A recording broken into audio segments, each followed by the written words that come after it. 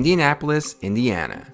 Known for the Indy 500, being the birthplace of Brendan Fraser and David Letterman, and the home of the Super Bowl 41 champion Colts, led by quarterback Peyton Manning. The town, whose nicknames include Circle City and the Crossroads of America, has added a new moniker to the list, the Eclipse Capital of the Midwest.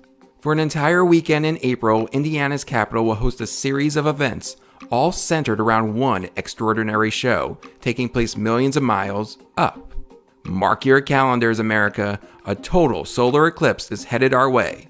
Well, total only if you're in Indiana or 14 other states. If you look at the path, it starts down in Austin, goes up through Dallas, all the way through Buffalo. But if you think about true Midwestern cities, Cleveland is in the path, but Indianapolis is smack dab in the Crossroads of America, and we are expecting 100,000 visitors at minimum to our city. Yes, on April 8th, thousands will converge on Indy as millions across the country will be able to look up and gaze as the sun, moon, and earth align in what's called syzygy. This eclipse is a solar eclipse where the sun is momentarily blocked by the moon. And along this path is where you will actually see that.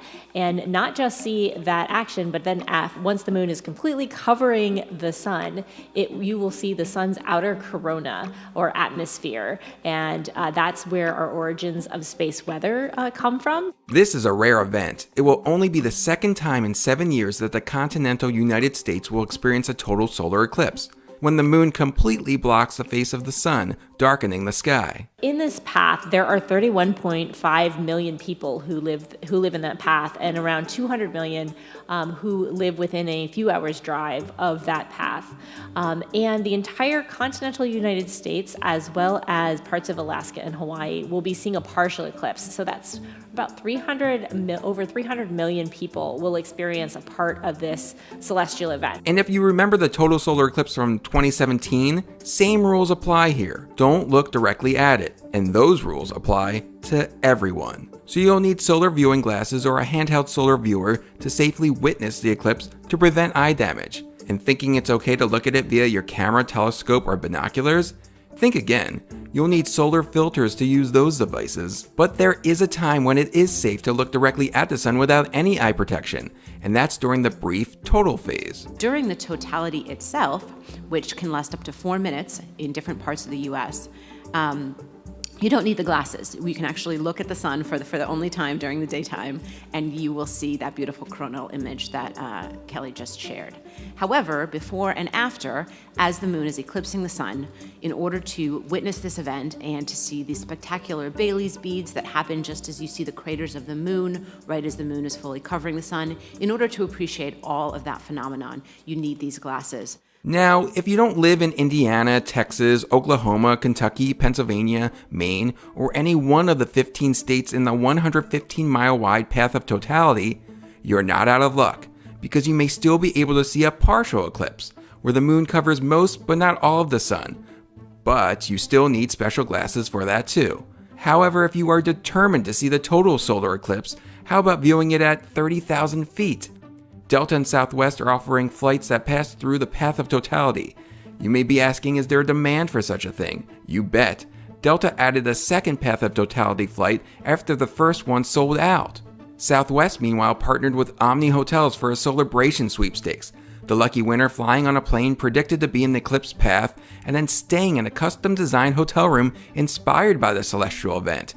Out of this world. Businesses of all kinds are bringing the eclipse experience to customers in different ways. Cleveland's Market Garden Brewery created a hazy IPA called the Totality. The Donut Dude in Ohio is offering an eclipse special, 7 donuts that display the different phases as the moon blocks the sun. And fast food spots are getting in on the fun too, with Sonic Drive-In releasing a limited edition blackout slush float. Even better, you get a free pair of viewing glasses with purchase.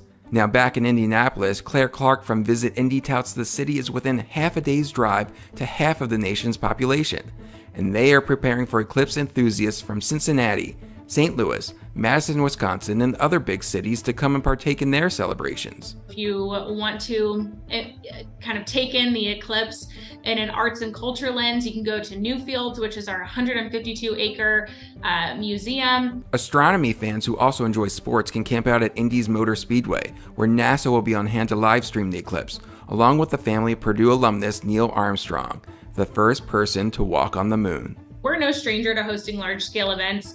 The Indianapolis 500 is the single largest sporting day event that brings 300,000 people to the Motor Speedway every May. So this is what Indy does best. And so the community, our attractions, hotels, restaurants are all hands on deck. We have 50 plus events that we're just monitoring right now in the city, and more events are being added daily. And Indy is not alone in turning the eclipse into a memorable experience for tourists, all hoping to see similar results to South Carolina in 2017, when that eclipse resulted in an economic impact of $269 million. The Lone Star State, a major viewing hotspot for this eclipse, is hosting multiple events, including the 4-day Texas Eclipse Festival in Burnet.